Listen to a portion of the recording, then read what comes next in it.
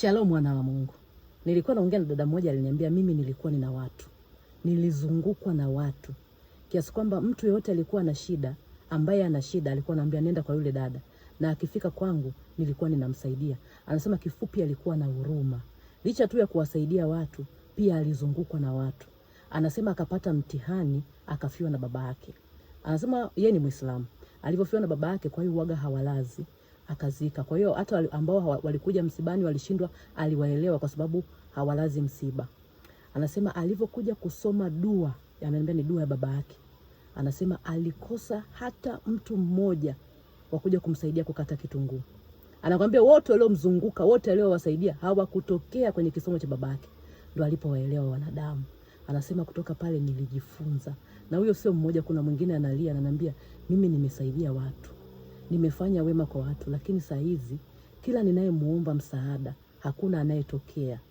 Mmenisikia wanadamu? Yesu aliwajua watu sana. Ndio maana alipotaka kuelekeza kuhusu watu, alikaa kimya, akaendelea na mambo yake.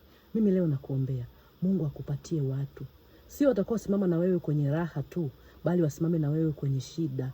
Watu ambao unaweza kusafiri nao kwenye shida. Unajua raha huwa inagonga mlango, unaiandaa, ila shida huwa inatokea, yani inatokea ghafla. Mimi nakuombea Mungu akupatie watu watakao simama nawe kwenye magumu, kwenye matatizo. Pale utakapohitaji msaada, Mungu akuletee huyo mtu wa kukusaidia. Unajua kuna namna unaweza kwa kufuru Mungu ukikumbuka ulivyokuwa unawasaidia watu, alafu wewe upo kwenye mateso, hakuna mtu wa kukusaidia. Na Mungu akikupitisha kwenye hicho kitu, kumbuka anakuandaa na anakutayarisha ili uwajue wanadamu wako kwa namna gani, uwaone wanadamu kwa namna ya rohoni na sio namna ya mwilini. Sio kwamba sio kila mtu anahitaji msaada. Kuna wengine wanajua kabisa akijiconnect kwako, akijisogeza kwako, atapata msaada, atatoboa. Sasa wewe unatakiwa uone wanadamu kwa namna ya rohoni, sio ya mwilini. Umenisikia mtu wa Mungu? Sio kila mtu akumsaidia. Sio kwamba utakapomsaidia mtu basi na wewe utakapokuja kuwa na tatizo atakusaidia. Watu hawako hivyo. Watu wanajiconnect na wewe kwa sababu ya kupata kitu kutoka kwako. Uwe makini mtu wa Mungu.